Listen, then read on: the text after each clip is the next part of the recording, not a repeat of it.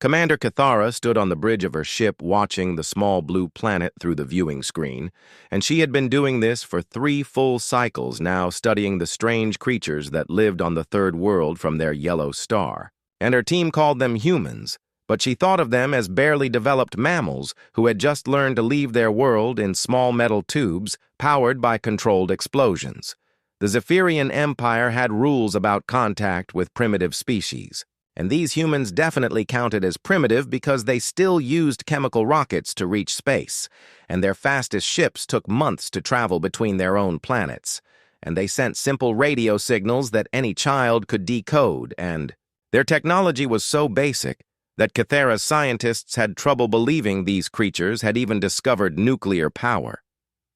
Dr. Lisa Carter floated through the corridors of the International Space Station Harmony, checking her instruments for the 5th time that day. And something was wrong with the gravitational sensors, because they kept showing impossible readings that suggested massive objects moving in the outer system. But her supervisor, Dr. Helen Price, had already told her 3 times that the equipment was probably broken and needed. Repair Jake Morrison commanded the space station and had been in orbit for 6 months now, and he loved watching Earth turn below him. But today he noticed that Lisa seemed worried about something. And when he asked her about it, she showed him the strange readings on her computer screen and pointed to patterns that looked almost like ships moving in formation far beyond Pluto. The Zephyrians had been watching human civilization develop for years now, and they had seen the humans fight wars and build cities and create art and music, but none of this impressed them, because every species did these things, and what mattered was mathematical understanding and technological development. And by these measures, humans were clearly not ready for contact with advanced civilizations. Vextar was the chief scientist on Cathara's ship, and he had studied hundreds of primitive species over his long career, and he knew that humans showed some interesting traits like unusual creativity and the ability to adapt quickly to new situations, but they lacked the mathematical sophistication needed for real communication with space-traveling species, and their technology was at least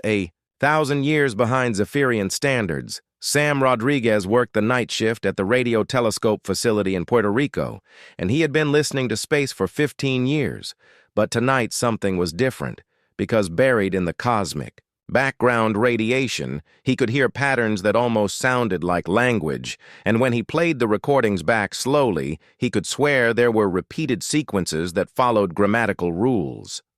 The Zephyrian High Council had sent 3 ships to observe Earth and decide whether humans were worth cataloging as a potential future contact species, or whether they should be marked as another failed civilization that would probably destroy itself before reaching the stars and Commander. Cathara hoped for the humans' sake that they would show some sign of real intelligence soon, because the Council was growing impatient. Ben Taylor was the communications specialist aboard the space station, and he had noticed that Lisa's gravitational readings matched some radio interference he had been tracking for weeks, and when he combined their data, the patterns became even more obvious, and he started to wonder if someone was actually out there watching them from the dark spaces between. Planet's Amy Davis worked as the station's chief engineer, and she had been troubleshooting problems with their fusion reactor when she noticed that the power fluctuations seemed to match the timing of Lisa's gravitational anomalies,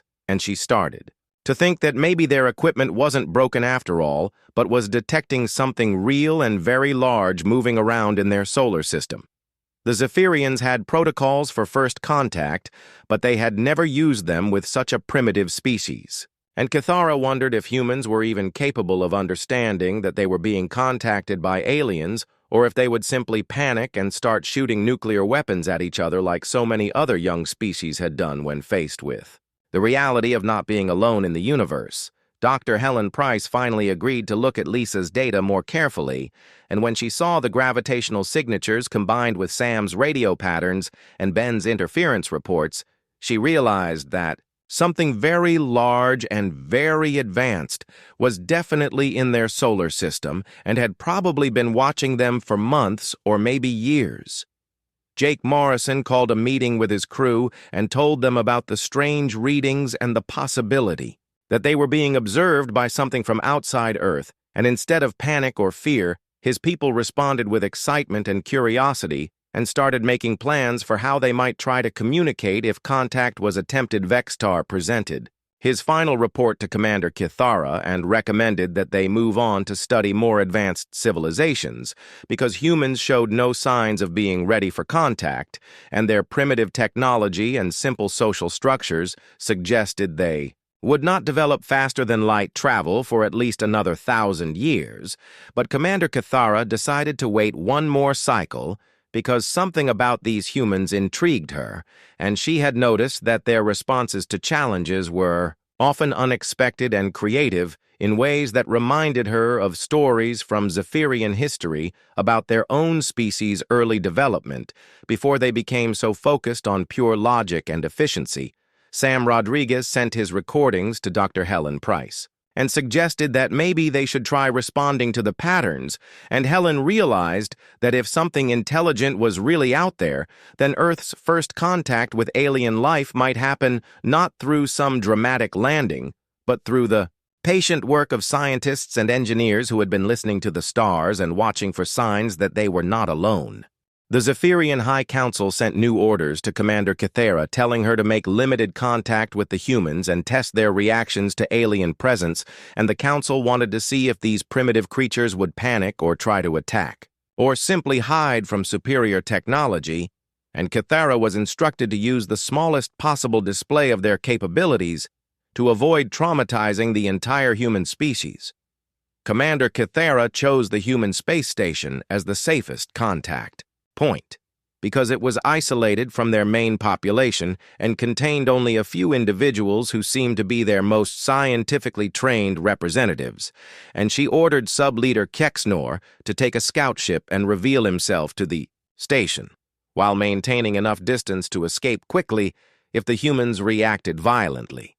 Dr. Lisa Carter had convinced Dr. Helen Price to help her analyze the gravitational readings, and they had determined that at least 3 very large objects were moving in the outer solar system using propulsion systems that violated every known law of physics, and Helen had quietly contacted several other scientists around the world who confirmed similar readings from their own instruments. Jake Morrison received an urgent communication from Mission Control telling him that multiple ground-based observatories had detected an unknown object approaching the space station at incredible speed, and the object was using no known form of propulsion and seemed to be under intelligent control, and Jake ordered his crew to general quarters while maintaining radio silence as instructed by ground control. Ben Taylor monitored all communication frequencies, while Amy Davis ran diagnostic checks on their defensive systems, which consisted mainly of small maneuvering thrusters and a single emergency laser used for debris clearing, and both of them knew that if the approaching object was hostile, then the space station had no real way to protect itself. From Attack Sub-Leader, Kexnor approached the human station slowly and carefully while scanning their primitive technology, and he was surprised to see that instead of panicking, the humans had organized themselves efficiently and were running systematic sensor sweeps of his ship and trying to establish communication using mathematical sequences broadcast on multiple radio frequencies.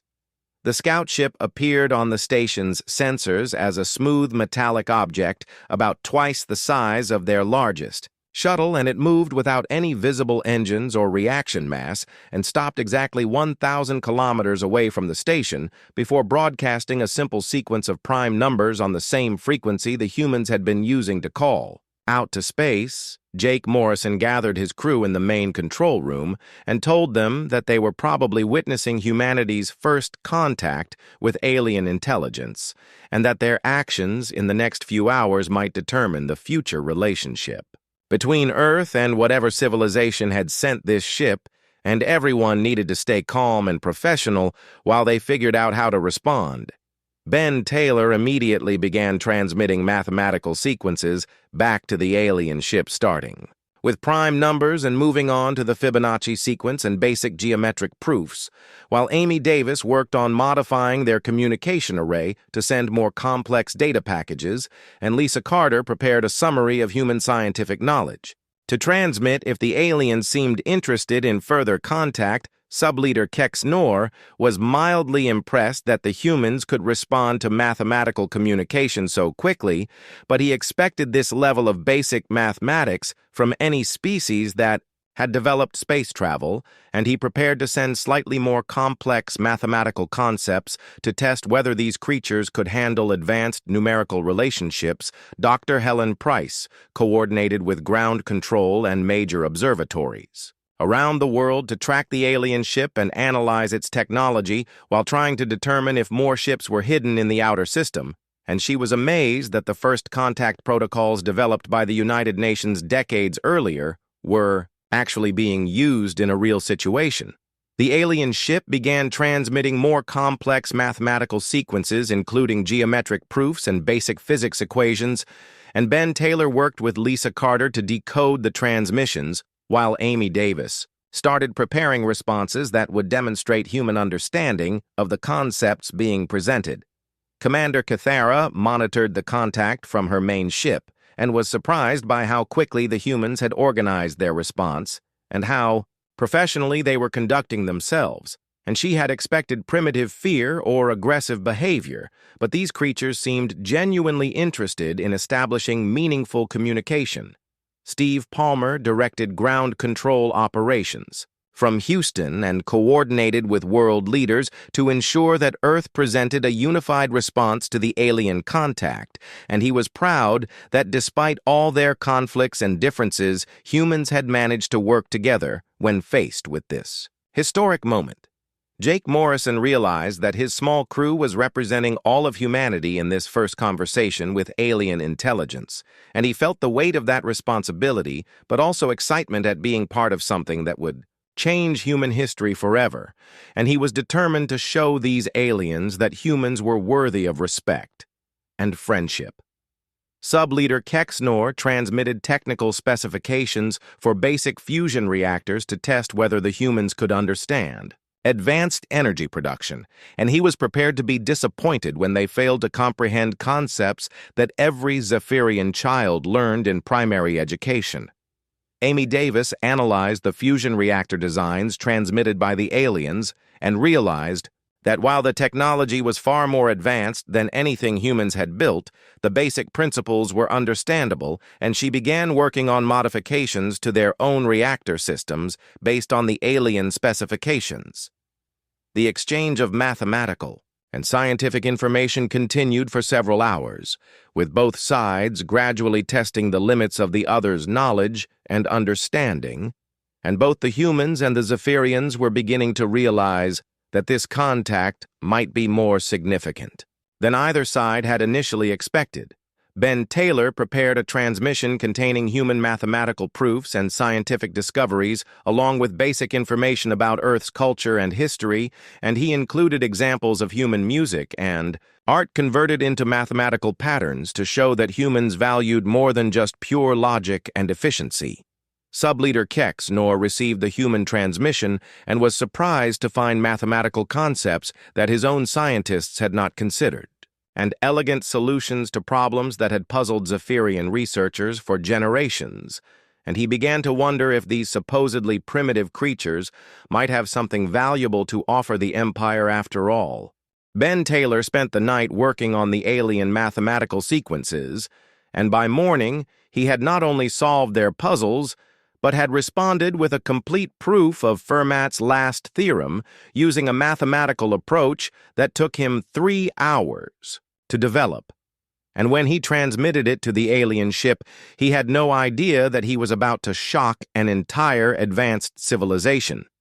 Subleader Kex Nor received the human response and immediately called for Vextar to analyze the mathematical proof, because the approach was completely unknown to Zephyrian science, and after running it through their most advanced computers, Vextar confirmed that the proof was not only correct, but was more elegant than any solution in their databases. Dr. Lisa Carter worked with Ben to prepare a comprehensive data package containing human scientific knowledge, and she decided to include something special that would show the aliens how humans thought about mathematics and science. So she compressed several of Bach's musical compositions into the transmission, along with explanations of how the mathematical relationships in music demonstrated human understanding of complex harmonic principles.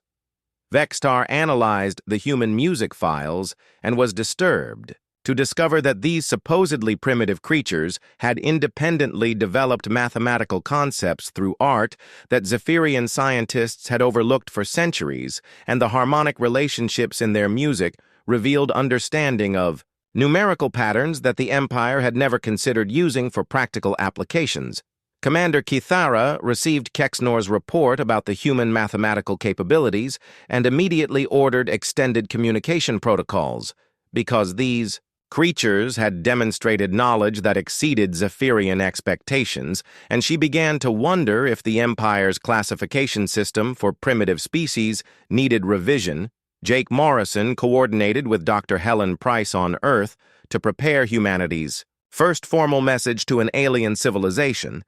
and they decided to demonstrate not just human scientific knowledge, but also human philosophy and creativity,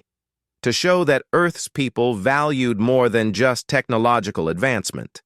Amy Davis suggested including technical specifications for their fusion reactor designs, even though they were supposedly primitive compared to alien technology, and she had made several improvements to their reactor based on the alien specifications and wanted to share her modifications as a gesture of scientific cooperation. Dr. Grace Murphy was brought in from Earth as a linguistics expert to help establish proper language communication with the aliens, and she worked with Ben Taylor to develop a translation matrix based on the mathematical principles both species understood, and slowly began building a vocabulary that could handle more complex concepts.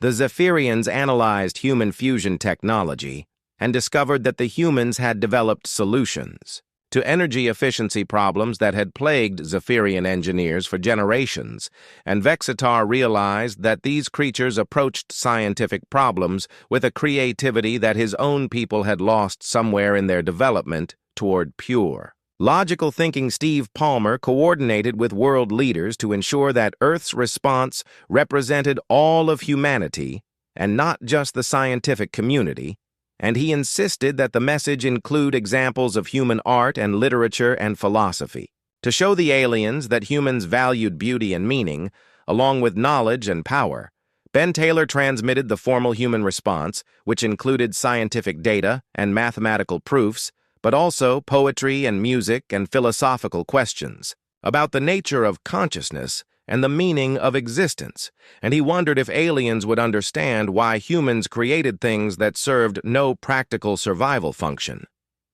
Sub-Leader Kexnor was puzzled by the human transmission because, along with impressive scientific knowledge, it contained information that seemed to serve no useful purpose, and he could not understand why an intelligent species would waste resources creating art and music and stories that had no practical applications. Vextar studied the human cultural information and found himself strangely fascinated by their stories and songs, even though they violated every principle of efficient communication and resource management that Zephyrian society had developed over thousands of years of technological advancement. Dr. Lisa Carter engaged in direct scientific discussion with Vextar through the translation system and explained how human civilization had developed along multiple paths, simultaneously advancing in science and technology, while also creating art and philosophy and maintaining diverse cultural traditions that encouraged different ways of thinking about problems. Amy Davis shared her reactor modifications with the Zephyrian engineers and was surprised when they responded with questions about her creative process and how she had developed solutions that their computers had not calculated, and she tried to explain how human engineers often relied on intuition and artistic thinking along with mathematical analysis. Commander Kithara found herself reading human poetry and listening to their music during her off-duty hours, and she could not explain why these inefficient forms of communication affected her emotional responses in ways that purely logical Zephyrian art had not done for centuries. Jake Morrison asked the aliens about their own culture and society and was surprised to learn that the Zephyrian Empire had eliminated most forms of creative expression thousands of years. Ego in favor of pure logical efficiency, and he wondered how a civilization could advance technologically while abandoning the creative thinking that humans considered essential to progress. Dr. Grace Murphy established regular communication sessions with sub-leader Kexnor, and was amazed by how quickly both species were learning each other's languages, but she noticed that the Zephyrians seemed to have difficulty understanding human concepts related to beauty and artistic expression and emotional meaning. Vexter confided to Dr. Lisa Carter that Zephyrian science had stagnated for millennia because their society had become focused on maintaining and optimizing existing technology rather than developing truly new ideas, and he admitted that human creativity might hold answers to problems his people had stopped trying to solve. The exchange of information continued for weeks, with both species learning from each other,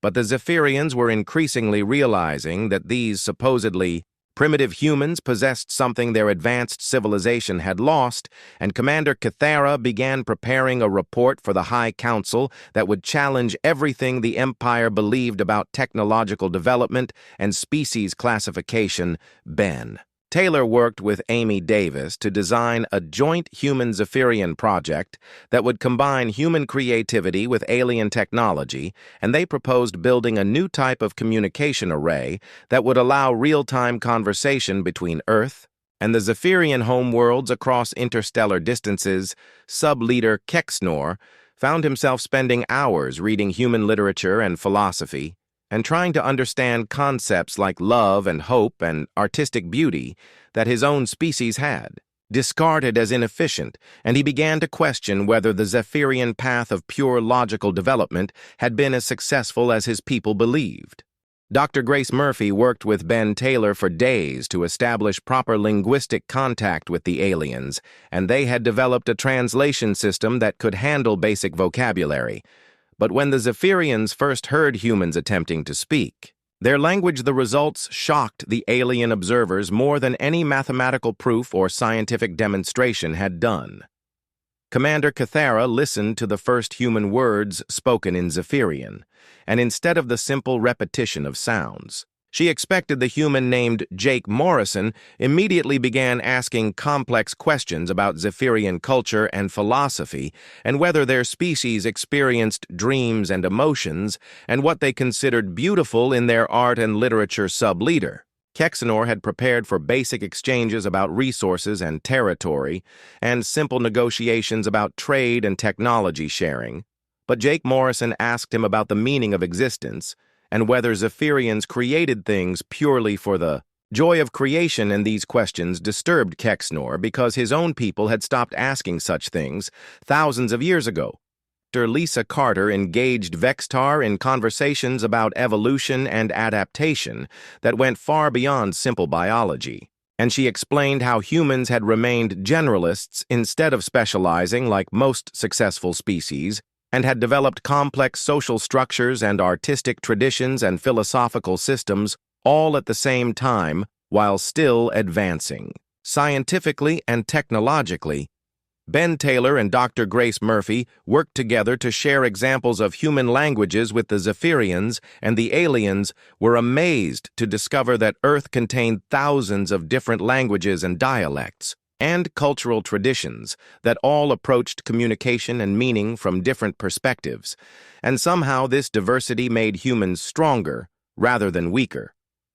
Vextar admitted to Dr. Lisa Carter that Zephyrian society had become uniform over time, with all individuals thinking in similar patterns and following the same logical processes, and their technological advancement had come at the cost of losing the creative diversity that had driven their early development and innovation. Amy Davis shared human engineering philosophy with the Zephyrian technical teams and explained how humans designed things not just for function, but also for beauty and meaning, and she described cathedrals and bridges and spacecraft that were built to inspire as well as serve practical purposes, and this concept of aesthetic engineering was completely foreign to Zephyrian thinking.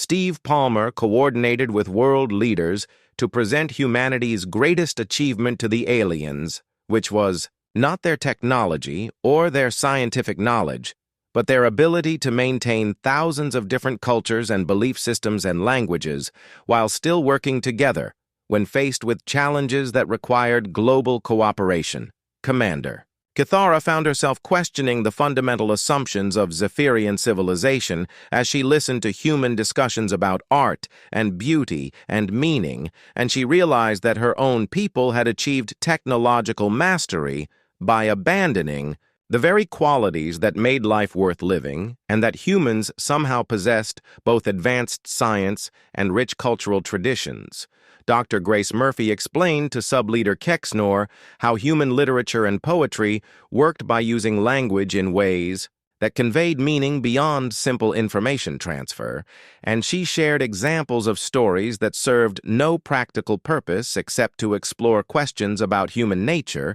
and the relationships between individuals and communities.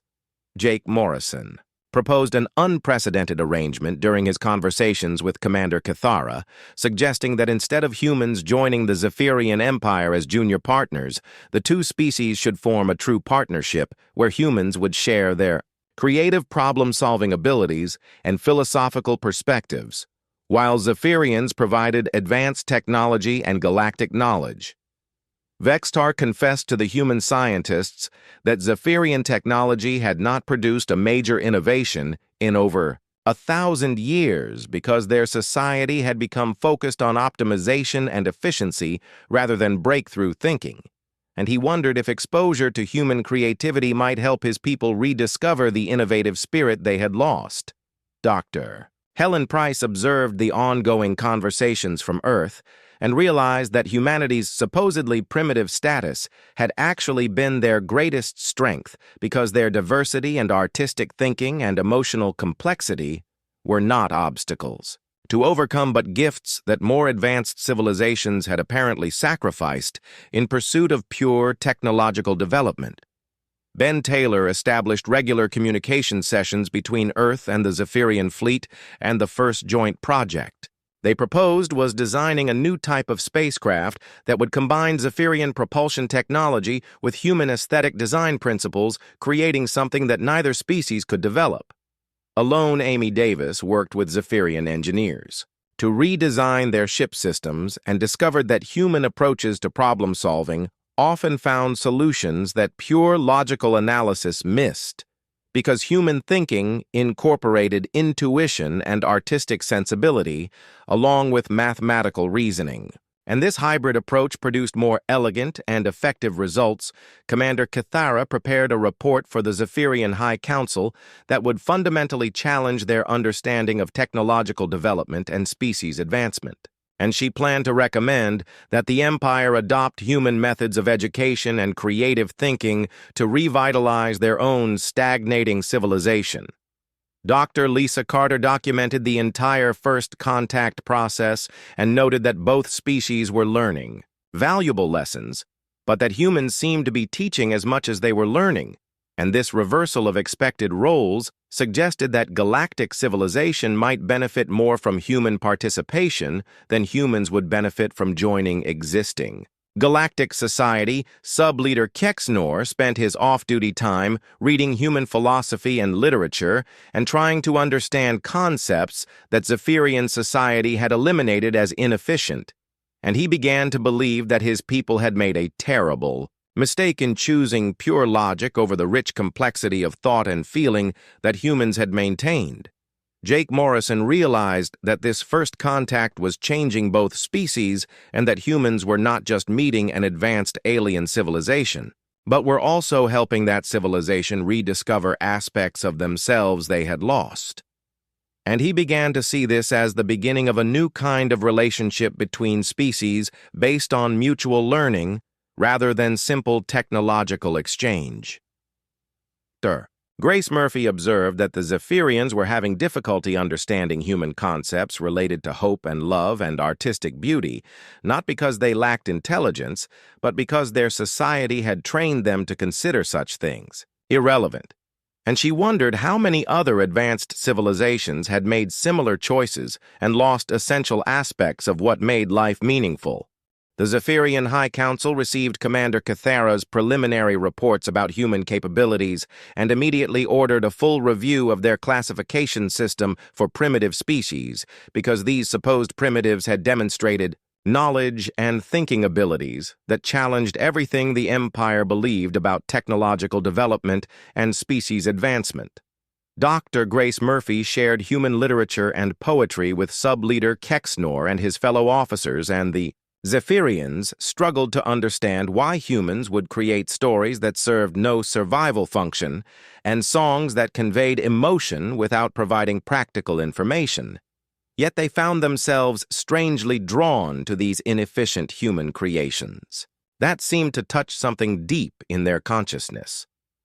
Amy Davis explained human engineering philosophy to the Zephyrian technical teams and described how humans built cathedrals and art installations and spacecraft designed with aesthetics in mind, and the aliens realized that their own technology, while incredibly advanced, lacked the innovative leaps that came from creative thinking and artistic inspiration.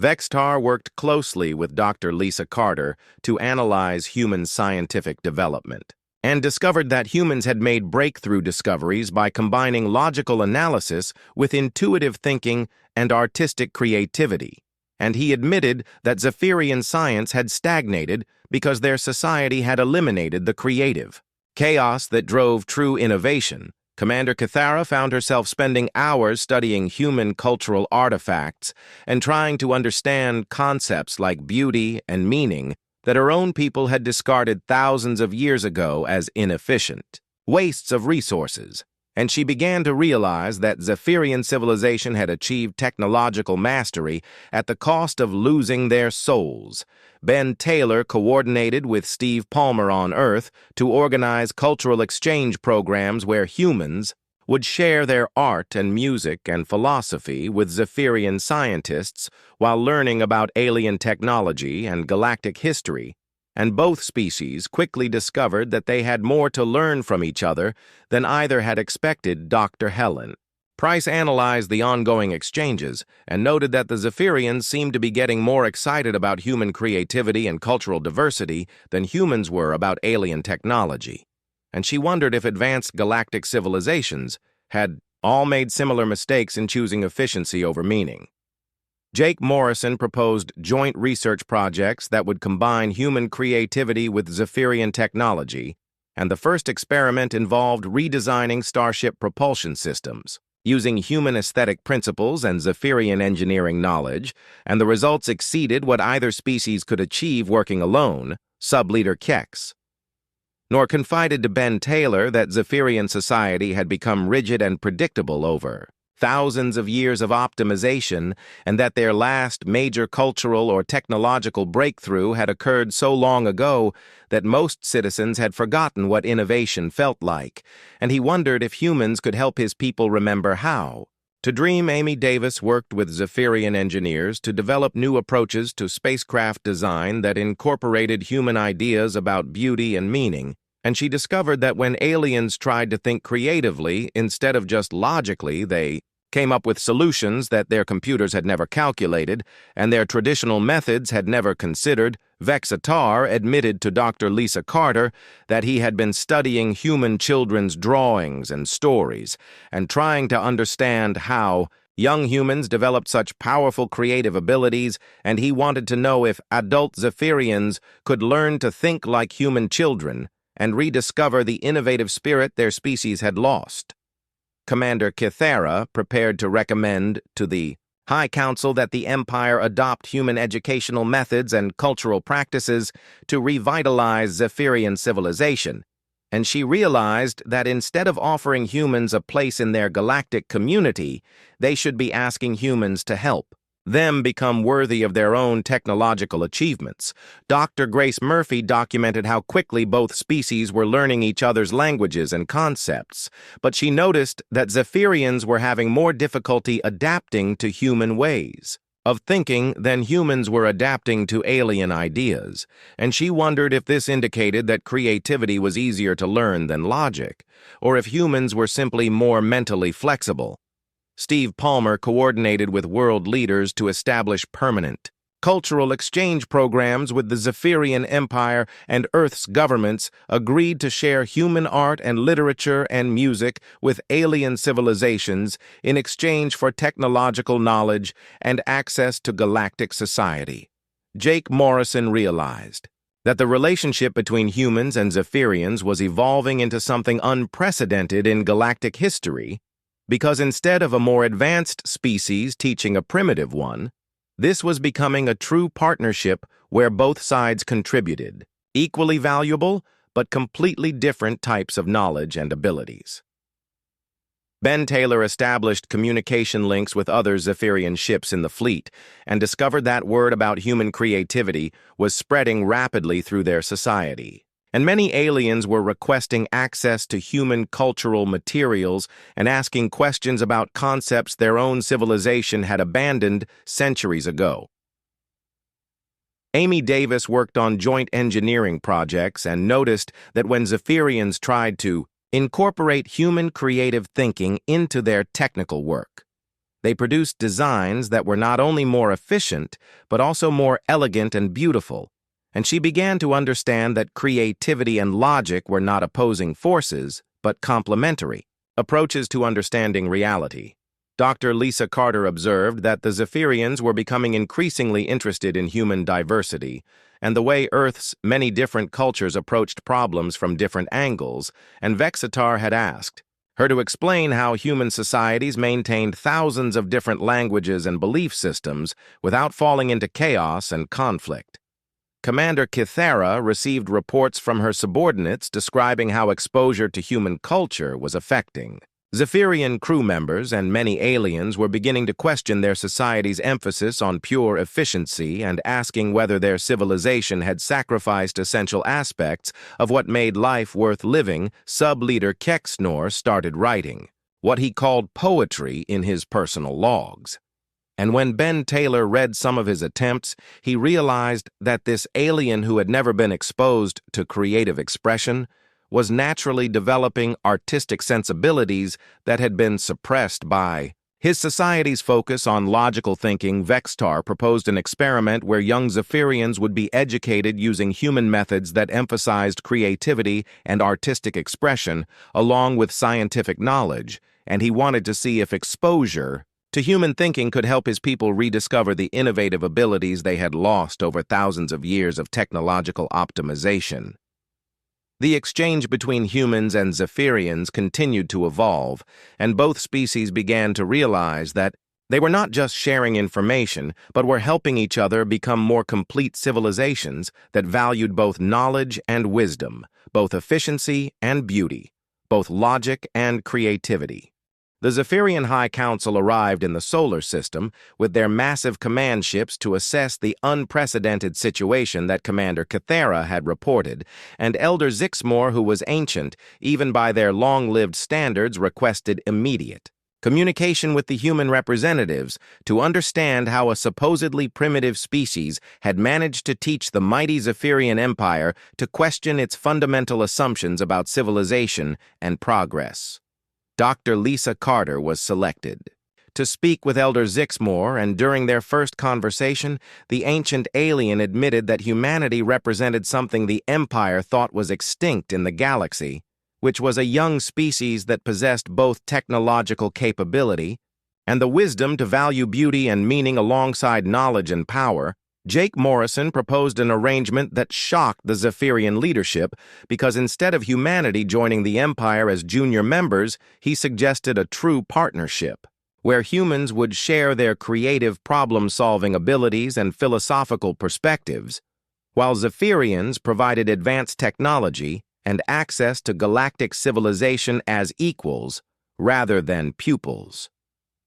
Elder Zixmore spent days studying human culture and history, and told Dr. Helen Price that in thousands of years of galactic exploration, the Empire had never encountered a species that maintained such diversity of thought and creativity while also achieving significant technological advancement. And he wondered if humanity might represent a new evolutionary path that other species had missed. Ben Taylor established permanent communication channels between Earth and the growing Zephyrian fleet, and the first joint project they announced was designing a new type of spacecraft that would combine Zephyrian propulsion efficiency with human aesthetic innovation, creating something that neither species could achieve alone, and that would serve as a symbol of their partnership. Dr. Grace Murphy worked with Zephyrian linguists to develop translation systems that could handle not just practical communication, but also poetry and artistic expression and philosophical concepts, and she discovered that many alien languages had lost words for beauty and hope and love over centuries of focusing on pure logical efficiency. Amy Davis led the joint engineering team that designed the new spacecraft, and she incorporated human ideas about form, following function in artistic, as well as practical ways, and the resulting design was so elegant and innovative that Elder Zixmore declared it represented a breakthrough in both engineering and artistic achievement. Steve Palmer coordinated with world leaders and the United Nations to establish formal diplomatic relations with the Zephyrian Empire, and the treaty they signed was unprecedented in galactic history because it established humans and Zephyrians as equal partners rather than following the traditional pattern of advanced species guiding primitive ones. Commander Cathara was promoted to lead the new joint exploration fleet that would combine human creativity with Zephyrian technology to explore unknown regions of the galaxy and search for other species that might benefit from the partnership model that humans and Zephyrians had developed. Subleader Kexnor requested transfer to Earth, where he would study human educational methods and cultural practices to help develop new approaches to Zephyrian society that would encourage creativity and innovation while maintaining their technological achievements, and he became the first alien ambassador to live permanently on Earth. Vextar worked with Dr. Lisa Carter to establish joint research stations, where human and Zephyrian scientists would collaborate on projects that combined logical analysis with creative thinking, and their first major discovery was a new approach to faster-than-light communication that neither species had been able to develop. Working alone, Sam Rodriguez, who had first detected the alien signals, received a message from a dozen other species across the galaxy, because word had spread about the remarkable humans who had taught the stagnant Zephyrian Empire to dream again. And many civilizations wanted to learn about Earth's approach to balancing technological advancement with cultural development. Dr. Helen Price realized that humanity's supposedly primitive status had actually been their greatest strength, because their diversity and artistic thinking and emotional complexity were exactly what advanced galactic civilization needed to break out of the stagnation that seemed to affect all highly developed species. The first joint human Zephyrian vessel launched from Earth orbit, with Jake Morrison as captain and Commander Cathara as his partner, and their mission was to contact other species in the galaxy and share the partnership model they had developed while exploring unknown regions of space. Using their combined capabilities, Elder Zixmore established a permanent council on Earth where human and Zephyrian leaders would work together to guide the development of their partnership and plan for the future of galactic civilization, and he declared that this represented the beginning of a new age, where advancement would be measured not just by technological capability, but by wisdom and creativity and the ability to find meaning in existence. Ben Taylor coordinated the growing network of communications between Earth and dozens of alien civilizations that had contacted them after learning about the human-Zephyrian partnership, and many species sent representatives to study human culture and learn about maintaining diversity and creativity alongside technological development. Amy Davis was selected to lead the engineering school where humans and Zephyrians would train together and learn to combine logical analysis with creative thinking and artistic inspiration, and her first class of students produced innovations that exceeded what either species had achieved in centuries of separate development. Dr. Grace Murphy became the director of cultural exchange programs that brought alien students to Earth and sent human teachers to other worlds, and she observed that species throughout the galaxy were beginning to rediscover aspects of their own cultures that they had abandoned in pursuit of pure technological efficiency. Vextar published a paper that became famous throughout galactic civilization, describing how humanity had maintained the balance between logic and creativity that other species had lost, and his work inspired a renaissance of artistic and philosophical thinking among dozens of alien civilizations. The partnership between humans and Zephyrians expanded to include other species who wanted to learn from Earth's example, and within months, a new galactic confederation was forming, based on the principle that true advancement required both technological capability and cultural wisdom. Dr. Lisa Carter recorded the historic moment in her log as she watched the joint fleet depart for unknown regions of the galaxy, and she wrote that humanity had learned that advancement was not measured by the sophistication of tools, but by the questions they dared to ask and the beauty they chose to create along the way. Sam Rodriguez continued monitoring space communications and reported that messages were arriving daily from civilizations across the galaxy thanking humanity for showing them that they did not have to choose between efficiency and meaning, and that the future of galactic civilization would be built on the foundation of partnership and mutual learning that humans and Zephyrians had established together.